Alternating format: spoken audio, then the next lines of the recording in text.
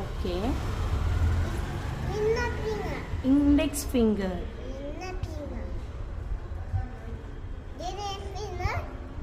Middle finger. Ring finger. Baby finger. కాదు, చదువుకునేది నువ్వా నేనా రిటిషా? నేనా? సరిపోయింది. స్కూల్కి నువ్వు వెళ్తావా నేను వెళ్ళనా? నేను వెళ్ళనా? నువ్వేం చేస్తావు ఇంటి దగ్గర?